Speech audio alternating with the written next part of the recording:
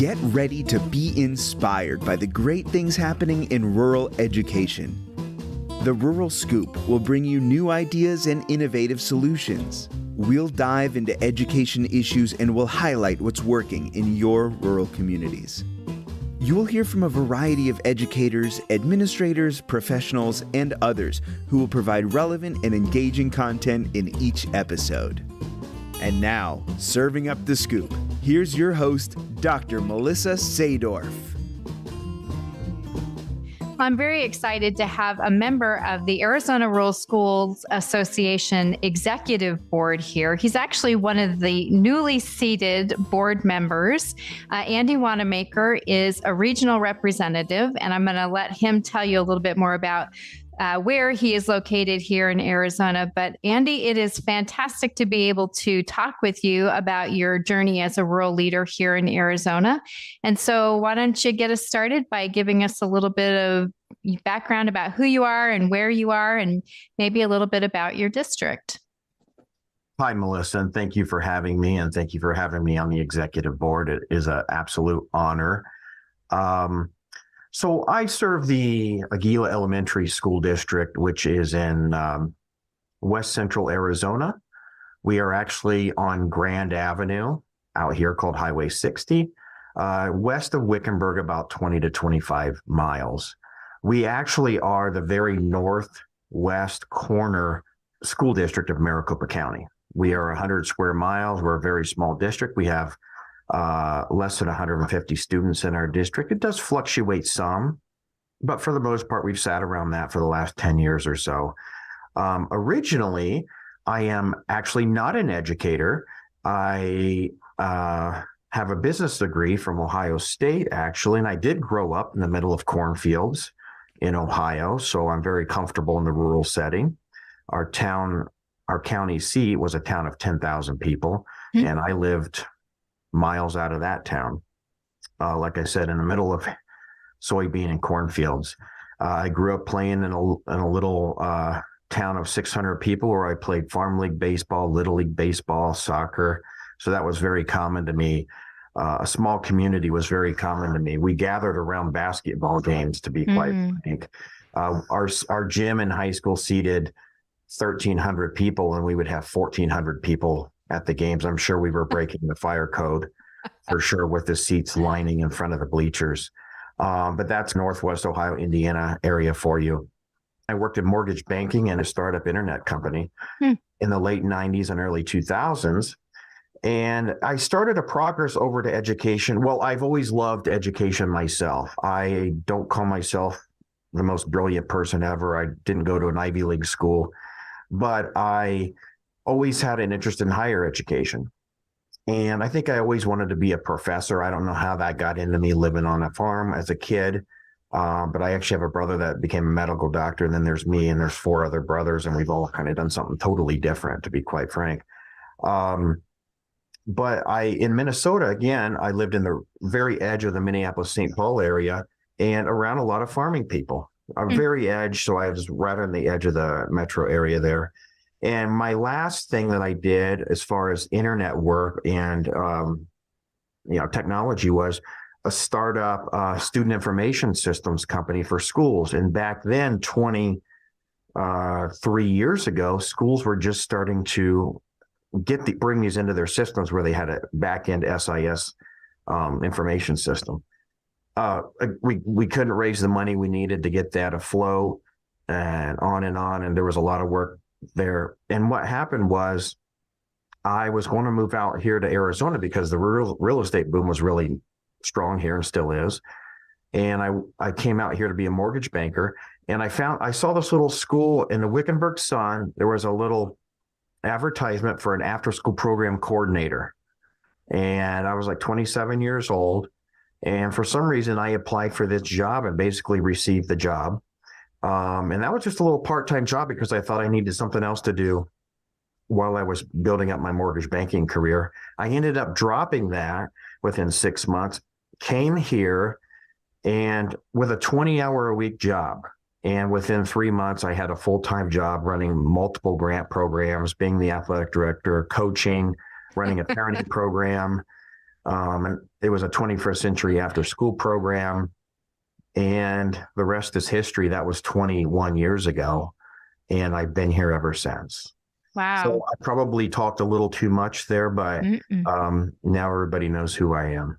Wow, that's okay. So I did not know that you had a business background. So what was attractive about going from a startup of a business mortgage company to rural? I mean, that's a pretty big shift. I think in my mind, it didn't make sense. In my heart, it made total sense because really I'm all about people. And some people are just like that. Some people can just crunch numbers and be happy in a business setting. I think I like both. So I like, let's look at the business side of things. Let's understand the political side of things, the legal side of things. But really, when it comes down to it, if you're not affecting people in a positive way, I start losing interest. So I think rural education, it's very personable with the student. You personally know their parents, you know their grandparents sometimes. And I think that was very appealing to me. Also, to be quite honest, it's a high poverty community I work in. It's close to 90% free and reduced. And I think when I saw that, I said, I could really build a lot of infrastructure into their minds and their hearts, things that they've never seen. A lot of them are Hispanic. They have first or second generation come from Mexico or Guatemala.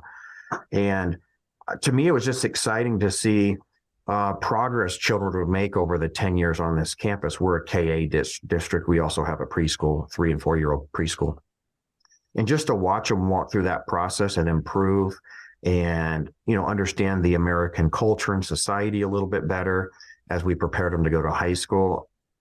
I guess I really can't put my finger exactly on it, but that whole process of just watching a student develop and become part of this society, and a lot of times it was a little different than the society they moved from or their parents moved from, very gratifying for me. So now I have kids that I taught 17 years ago and 16 years ago. They have their children in the district, going through the district, and some of them are even in the high school now and out of this school. Just wait till you start seeing their kids' kids. That's when you know you've been around for a while. Yes, absolutely. And actually, that's probably not too far away. Yeah, for sure. So you started out as an after-school part-time rural employee of this school, and you're now the superintendent. So walk me through that journey from the part-time to now you're the head honcho. Yeah. Again, it was a windy road, but I think after a couple years of doing that, I think about 2.5 years in, Melissa, I realized, so I had moved to basically a full-time employee, and I realized that some of these grants were expiring coming up, I think in September 30th, they were federal grants. Some of the parenting grants were federal, and the only thing that was left was just this after-school piece. It was a 21st century grant before an after-school program. So I walked into that superintendent's office probably in about 2006, and I said, would there be any possibility of me becoming a teacher so I can stay in the district? So obviously I like something. Well, she said, there's a 6th grade teaching position open. So I said, I do have a bachelor's degree. I had a substitute certificate, et cetera. She's like, okay, well, I'll see what the board says. I think they might be interested because even back then it was fairly hard to find a teacher. And if you already know the kids, that might give you an advantage. So that worked out. And not only that, the next year we had an interim superintendent. He came to me and said, I would like you to get your teaching certificate if you're interested. Well, I kind of put it off that first semester thinking, do I like this or not? Because your first year teaching sometimes is really interesting. And I was still a fairly young guy. I think I turned 30 my first year teaching. Wow. I was 29 turning 30. And in the second semester, though, I took him up on his offer. In fact, he was so generous. He actually said, and in the process of getting your certificate, why don't you just enroll in a master's degree program that also is dual and it gets you your certificate too? The school district will pay for it. And I was very surprised. And he recommended Grand Canyon University, and I enrolled there. And I think by 2008, I had my master's degree from Grand Canyon. So that got me fully certified as an elementary school teacher. And I started to feel like I think I'm starting to understand this educational piece, because the first year or two, from business, private business, thinking like a capitalist, which I still tend to flow that way a little bit. Going to teaching in a classroom in a middle school in a rural school is very different. Mm-hmm. So, and I didn't understand the connection, how I could connect these two. But after I was teaching for 3 or 4 years, and I taught world history, and there's a lot of literature pieces that we talked about where I could bring in my background, and the enjoyment of that was wonderful. In fact, the kids here are soccer players and baseball players, and I always had to teach them, there's more to life sometimes than just sports, although that's important when you're a kid. You have to learn business, and you have to learn politics and how things operate, so you know how to navigate the system, even if you're playing sports for a profession. Mm-hmm. So bringing all that into the system, I actually learned how to do that. Now, in my current role, I taught for 9 years then in the district, and the school board one at a time kind of started asking me, would you have interest in being our superintendent, leading up to the retirement of another superintendent that came a little later in the line there.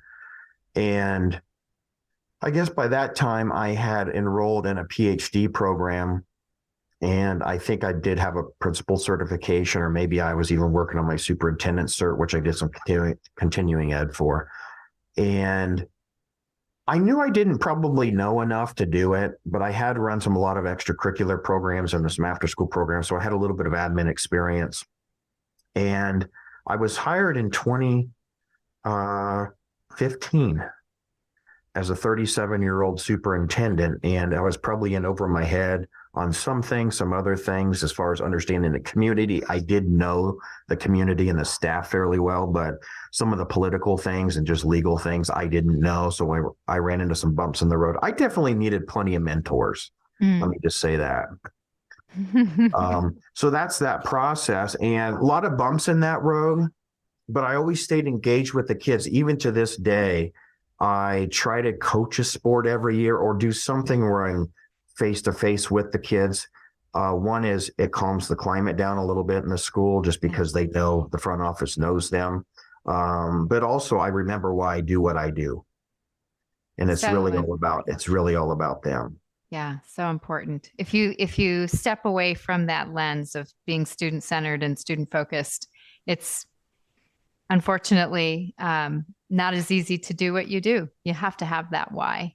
So talk to me a little bit about, because you're talking about some successes that you've had along the way, and why you're doing what you're doing. But rural education comes with a whole host of challenges. And as a leader, you're the one that has to make some decisions and plan around some of those challenges. So for you with Aguila, what is the most pressing challenge that you have on your plate right now?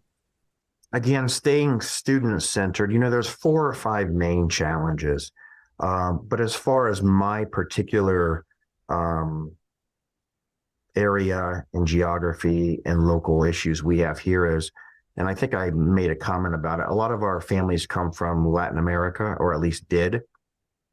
So some of our biggest challenges are seeing past, how do I say it, the poverty lens that they probably see through. Mm-hmm. Many of them see through that, and they don't see quite any other way of life.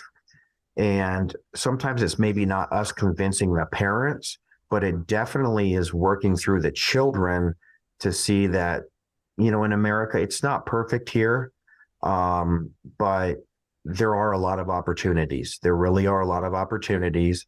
And being minorities, I really tell them, you're going to be bilingual. Okay, most of them are going to be bilingual. You live in the desert Southwest. We live close to a metro area. We're about 60 miles out from the metro, Phoenix Metro. You have a lot of opportunities here, so you need to take advantage of those. So I always try to stay on the positive with all of them. So the ELL piece and the high poverty piece are 2 huge challenges. And I think honestly, recruiting teachers is huge. So, and that's not easy. I think I've really tried to build a local network out about 30 or 40 miles, not to take teachers from other schools, but when they've subbed here, we still do 5-day weeks here. So some of them sub here from time to time on the 5th day, because there are a lot of them are on 4-day weeks around here. That's opened up to some people that have had some interest to our school culture here, which I think is a really good school culture. We were a school a couple of years. We float between low A and high B out here, and we're fairly proud of that. I think some other pieces, though, besides working through the ELL piece and the poverty lens that the kids have, is hiring those good teachers, is school safety and technology, some of those types of things. That's just a lot to work through. And I really took advantage of a lot of the COVID relief money for technology. There were some opportunities there, but I always keep my networking going with local administrators, especially rural school. I think when I started, I tried to connect with the Western suburbs folks a little bit more, and I realized they're not really meeting the needs that I have out here. So when I started really networking with the school districts my size around here, a little bit bigger than me, the Wickenburg Unifieds, the Natterbergs and the Morristowns and the Congresses and the Salomas and the Wendens and all those types of schools, I started really coming up with a lot of resources. And I always keep those bridges kind of built with all those schools, because one idea can give me a thought for a grant, a federal grant, a state grant that I didn't hear about. And sometimes a $30,000 grant for some technology it cleans up a lot of issues. So I think that's really been my focus here. And we've sorry to say, with us being so remote, we also don't have a policing presence in our town. And so school safety's been a big deal to me. And besides a lot of buzz indoors and gating, connecting some schools, just for peace of mind more than anything, because we've never really had, thank God, any issues on our campus besides very minor ones, but just school safety has been a big deal to me. And again, finding grants, finding monies, however I can do it, because our budget doesn't meet our needs. Sure. Our typical budget doesn't meet our needs. So resources are critically huge. Right. And that's interesting because, we in rural Arizona, response times can be upwards of an hour or more, depending on where you're located. And we have the same issue with being county. So it's, where is the sheriff today and how long will it take to get there? So I'm sure you've focused on things like target hardening and training your staff and your students to know what to do in the event of an emergency. But you're right, it's a very different look at school safety than our urban and suburban counterparts. And exactly right. And our closest station for the county here is exactly an hour away. I built a bridge, though, also with the Wickenburg Police Department. And that was important to me because they're only 20 minutes away. So if there was a serious issue, they would be out here in probably 15, 18 minutes. So again, networking is huge. You're pulling on the resources that you can find. And you know what? What I found is most small communities or local communities, if they have anything close to the resource, they'll look at helping you to do something. Because again, they care about people. And we're connected to the local towns around here. All the little towns in some capacity connect. So I think networking is huge for me.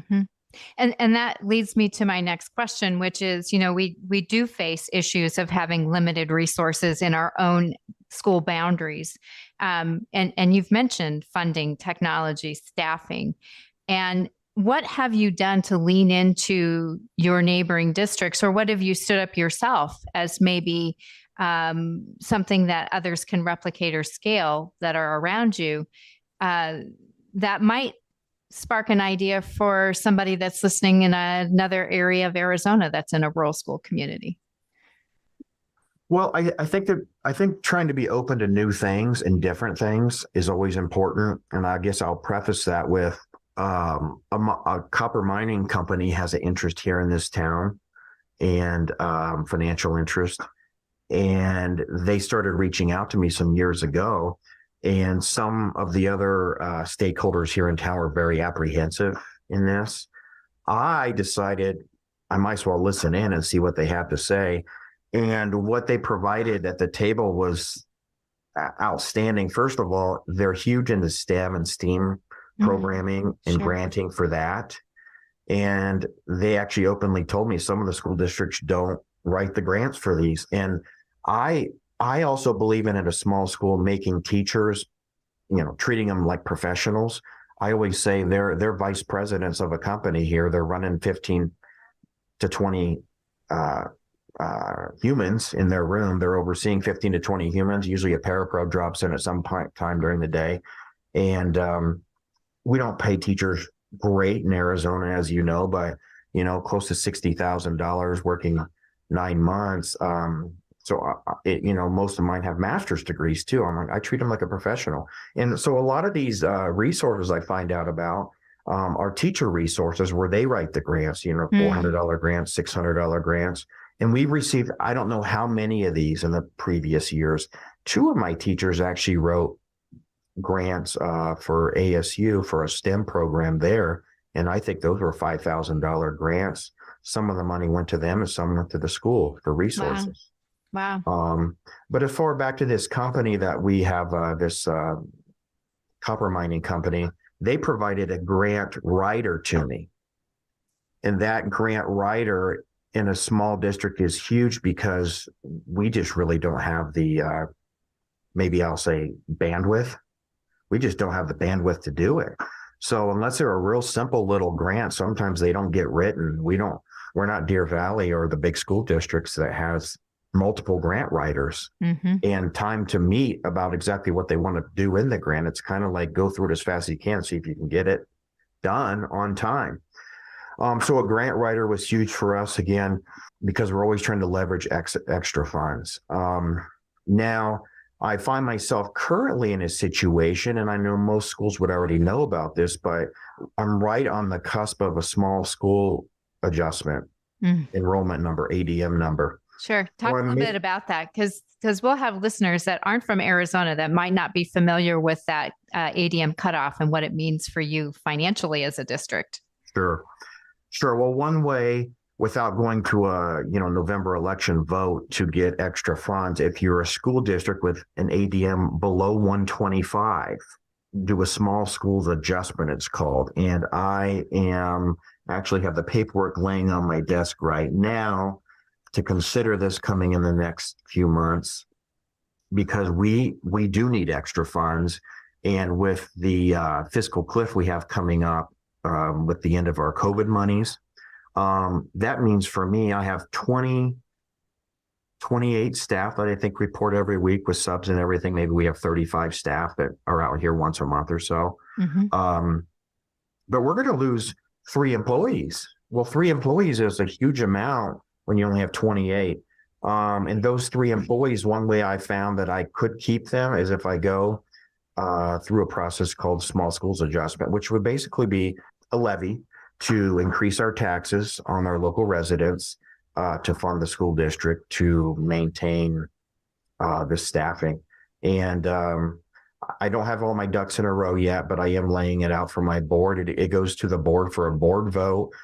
There is a truth and taxation hearing you have to have with your local residents where they get to speak during the public comment period of your board meeting. But other than that, if my board is on board with it, when I think they are, because we want to keep our levels of education where they're at right now. Otherwise, a reading interventionist, a parapro, and a social emotional coach / librarian is disappearing, who also, 2 of those people are also my in-house subs. So we are a lot of our job descriptions here in small schools, you're a hybrid between sometimes 2 and 3 job positions to keep everything running smoothly. And sometimes those people are critical in a small rural school. So that's the general process of the small schools adjustment. And, I've researched a lot of these local districts here that are smaller than the 125 ADM, and they have anywhere between $150,000 and $800,000 that comes from their small schools adjustment. I can't believe how big some of the numbers are. So we are looking at those numbers and seeing what we need to do. But 3 employees is a little bit of money, and then having maybe a little extra. So that's something we're considering coming here May and June. And that's one way to leverage funds for sure at a really small school in Arizona. Mm-hmm. Yeah, good point. And now a word from our sponsor. So, Andy, can you talk about some of the programs and fun practices that you've implemented to enhance those educational outcomes in the school? Because sitting at a high B and a low A year over year is not easy in a rural community. There's a lot of work that goes into doing that. And that means that what your teachers are doing is engaging to the students that they have in their classroom. So what are they doing that you would consider to be innovative? Well, one is, I think hiring practices are critical. Sometimes we don't have huge applicant pools. So that one that you do pull, especially for teachers, those certified positions, those are critical. And I tell them up front, this is kind of how I treat you. I treat you as a professional. You run your classroom. Yeah, I do walkthroughs and I do observations and I do everything I need to do, but I'm not over your back breathing down your neck. That's just not how I do things. I probably did that more when I was a younger superintendent. Mm-hmm. But I just don't have the time, to be quite frank. And so I trust those employees that I hire to do their job. And I tell them that up front, and that kind of creates a little bit different of a culture in the school when I've already told them, I expect you to take care of those kids. Okay, that's on you. But besides that, one thing that is kind of probably my baby right now, and I guess it's potentially become a little political these days, but I believe in character education and just promoting a lot of character development in kids.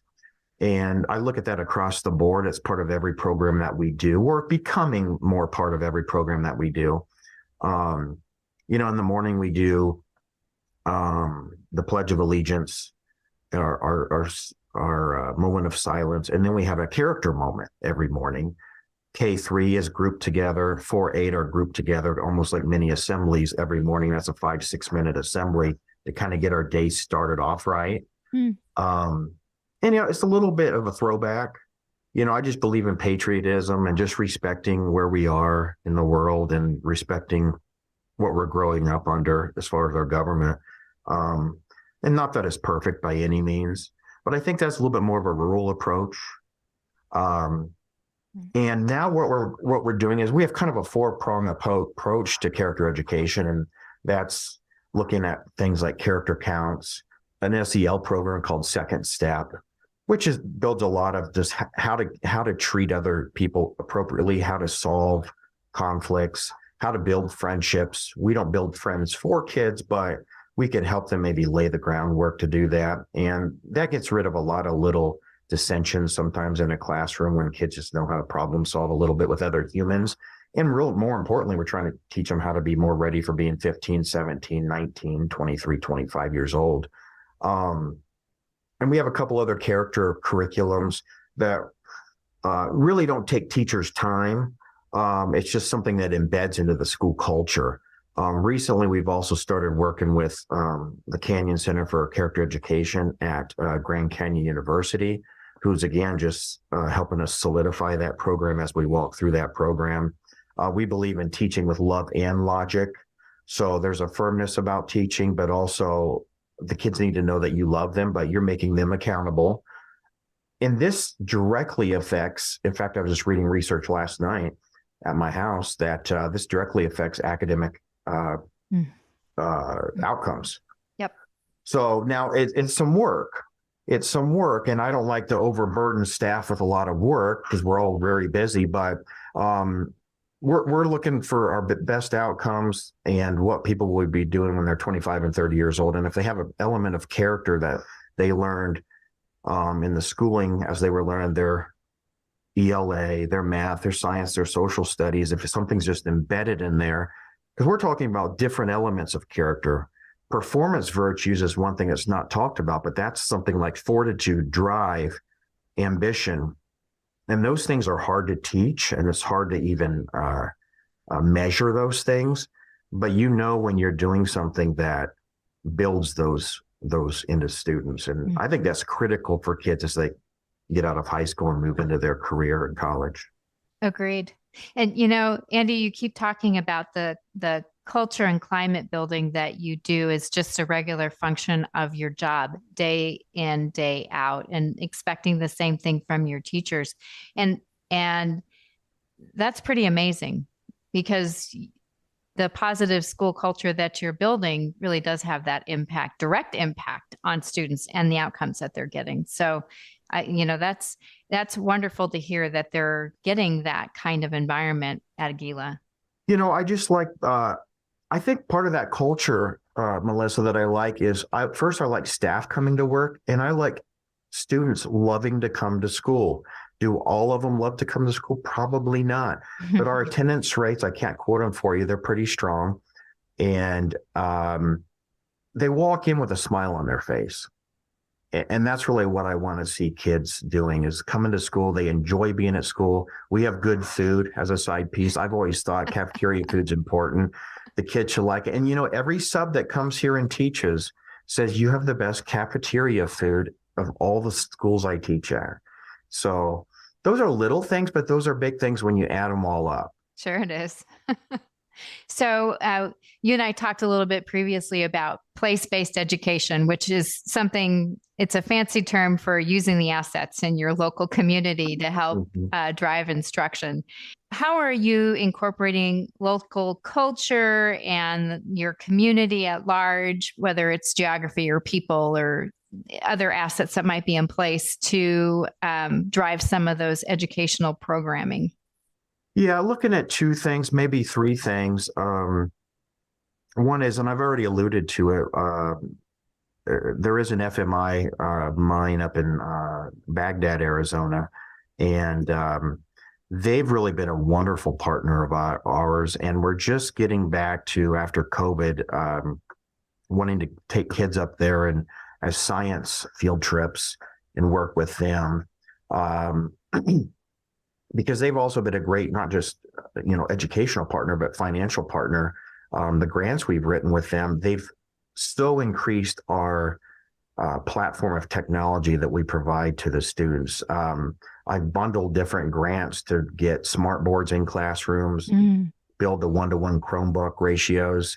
And we have all that now, but we were 4 years ago not even close.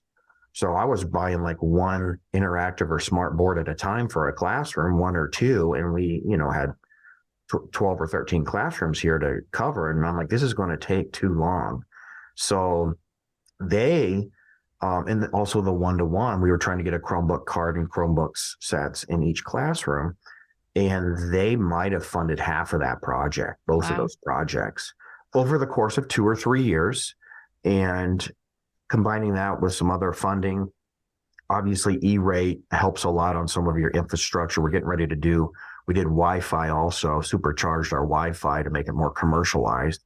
We were working with basically home setup all around our building, and we commercialized that in 2019. I think we're going to probably upgrade that again in 25 or 26 with E-rate funding.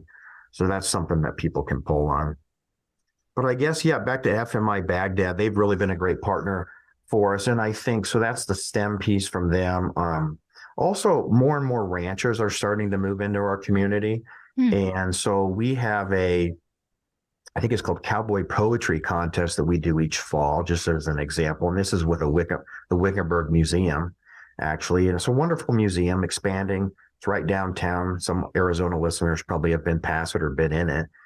Because it's right at the downtown stoplight. But they'll send out ranchers to have discussions with the kids, and we get them all in the gymnasium, and they'll bring their horse and everything right in the gym and just share stories about old time ranching, 30 or 40 years ago, which I think is still very similar to how it used to be. But just taking advantage of those resources to get kids to see a different perspective and more to delve into the lifestyle that's right around them, I think is very, very important. So those are two keys that we've always done. Of course, we have a Maricopa County. We are privileged to have a Maricopa County branch library here in town. And I have him coming back on a committee with me on this character education committee, and he's going to teach some of the same things in their evening programs that they do between 3 and 6 o'clock in the afternoons, evenings over there at that library. And a lot of kids are there every evening. So we're going to join forces, link arms with them, I think, too, on our character education, but also our STEM pieces. We also work with them. They have Chromebooks and so forth over there too. So we kind of work with them. We usually know the programs that they're running, and we're trying to build off of their programs, or they're trying to build off of what we're doing here at the school. So a small town library can be a great asset and resource to your school. Absolutely. They're great partners. We serve the same families. 100%. So I'm going to shift gears just a little bit and talk about rural advocacy. You were at our ARSA Winter Advocacy Workshop, which was phenomenal. I'm glad that you were able to make it. But one of the things that we talked about was obviously telling our rural stories and elevating rural voice to conversations that are happening for us, state level wide. We're in Phoenix, making sure that rural voices are elevated. But there's also local conversations that we need to ensure that we're being at the table for. So if you were able to quantify or identify local or state level policy that you would want to make sure that you were involved in those discussions around, what would those things be? Well, I think first of all, as a rural school administrator, I think just to get policymakers to understand the viewpoint you have. An example for me was, and I talked about this at my small group at the advocacy conference when we had that last month, Melissa, but, and rightfully so, I understood the law that was coming down or going through the process down there a few years ago. But if you had any relationship to any other board members, and I can't remember the distance it was, but you couldn't serve on the board together after so many more years. They were going to eliminate that. And I just told them I had a lobbyist basically work for me or work for one of the associations I'm part of. Tell them, in a small district, sometimes there's 3 or 4 families that come and dominate the jobs or board member positions that have a little bit more of a white collar flair to them. And sometimes they're related, and I don't know that I can get it. My board would have dissolved down to nothing if that law would have taken effect on our board. Now it's different now. Over the years, I've had different board members come in. But anyway, so that was changed, and I think it was raised to any school. I think the count was 600 students or less didn't apply to. But some other key things I would look at is just teacher salaries and benefits. It's so huge in Arizona to keep increasing teacher wages with the rate of inflation, and we're probably not even close right now. That's very important. That's something I would like to be part of. Another thing that is huge, and I was able to get some projects done with some of the ESSER monies and some other monies I came across, but just capital funds. I feel like we're funded at a very small percentage, maybe half of what we really need.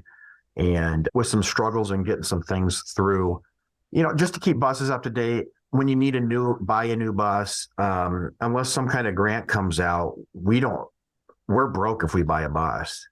And I think one trend that's coming along now is some kind of mental health community resource.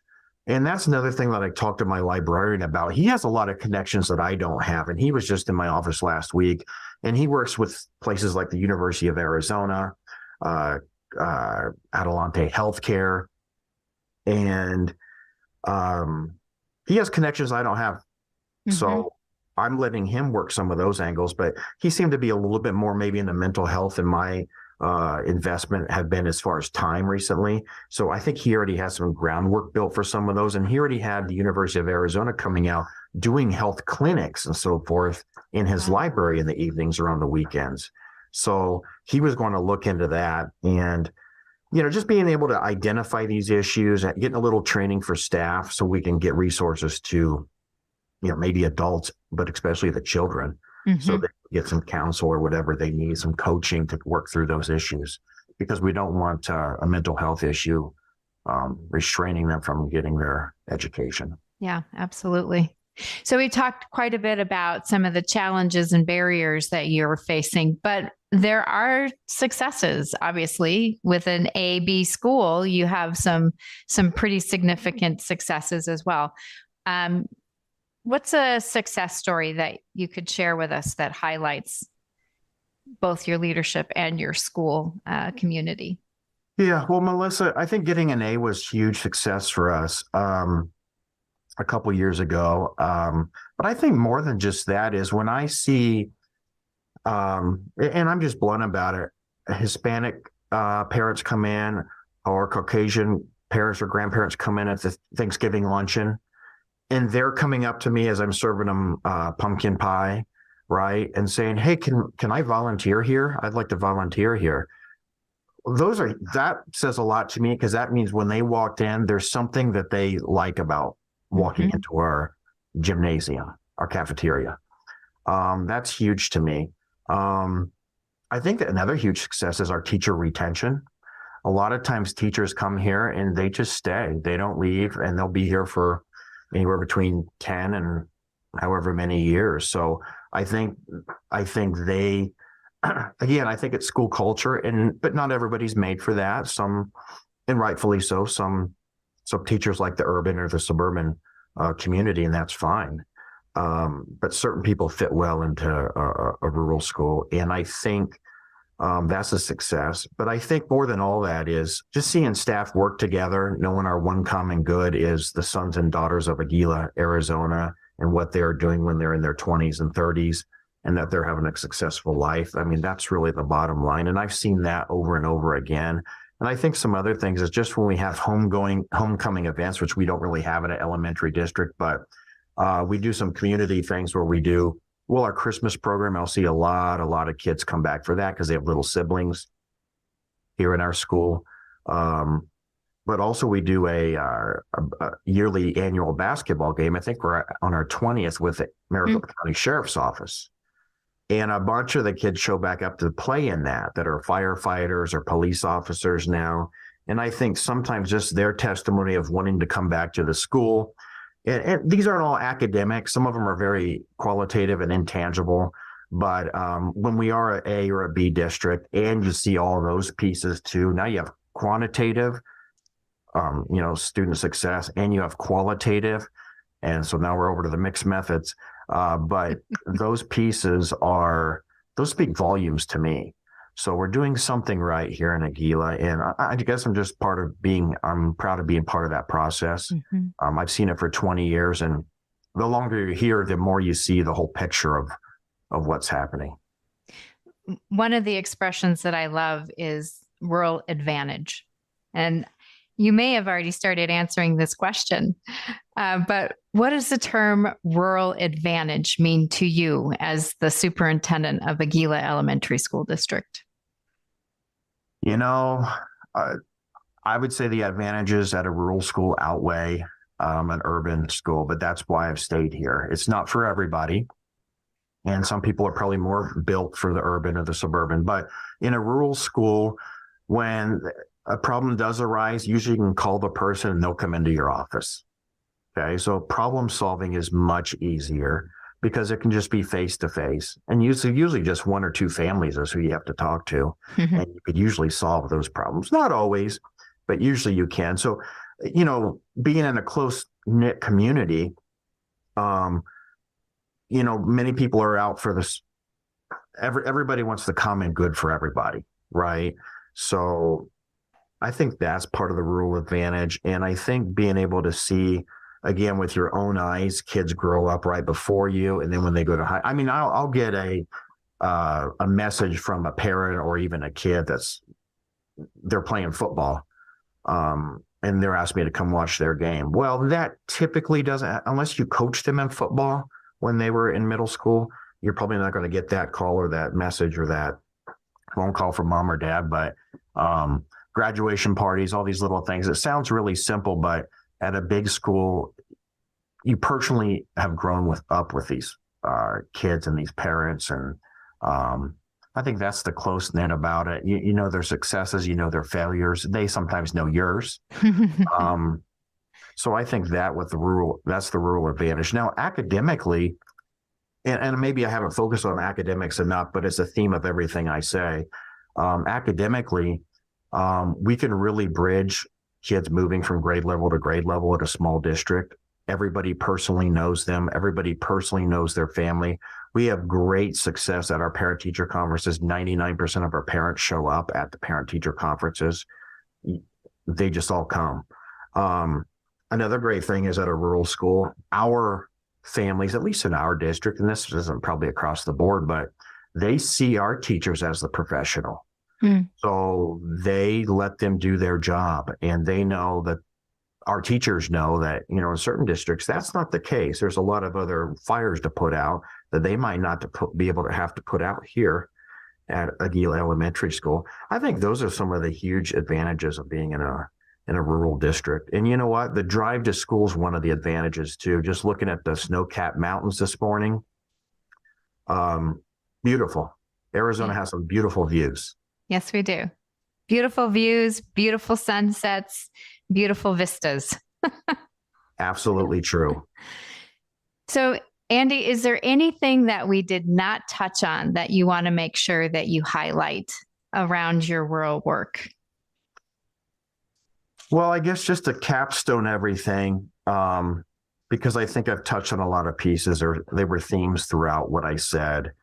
Again, the view of me driving out from Wickenburg, Arizona to Aguila, Arizona, you entered between two mountain ranges, the Aguila Mountains and the Harkavor Mountains.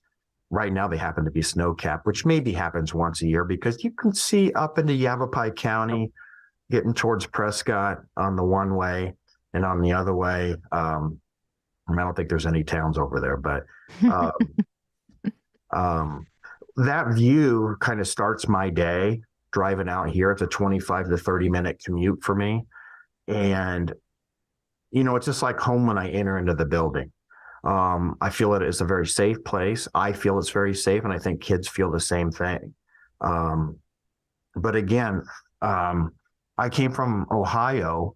That whole Midwestern area of the United States always looked at as the breadbasket of America, right?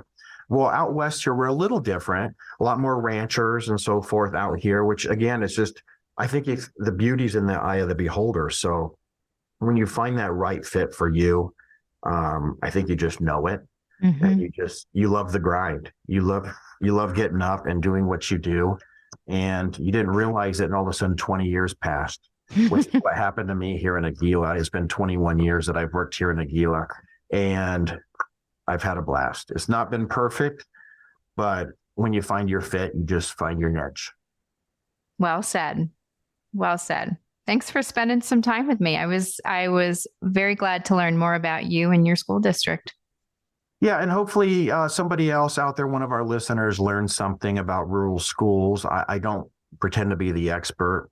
Not even nearly as much as Miss Melissa, but maybe there's a few pieces that somebody picked up on. But I think a lot of it comes from your heart, your mind and your heart. When a job speaks to you and you're a match, and that's what it did for me here. But every day working with kids and seeing them grow, not just their academic growth, but their social, emotional, the whole piece. Academics I always look at as the given. So that has to be happening. But there's these other components that I think are critical for kids. And when I see that whole holistic child kind of developing, whether they grow up to paint aircraft, be a nurse, doctor, lawyer, farmer, wherever they go, those pieces should add value to their life and to the rest of our lives. Very true. Thanks, Andy. Thank you, Melissa. Thanks for having me today. Thank you so much for listening to The Rural Scoop. Please be sure to rate, review, and subscribe, or even leave us a comment. And be sure to follow on Twitter at Dr. Sadorf. That's Dr_SADORF, so that you never miss a new release. You can also check out previous episodes of The Scoop wherever you get your podcasts. Production support for The Rural Scoop is provided by Chattanooga Podcast Studios. Find out more at ChattanoogaPodcastStudios.com. See you next time for more great discussions about rural education.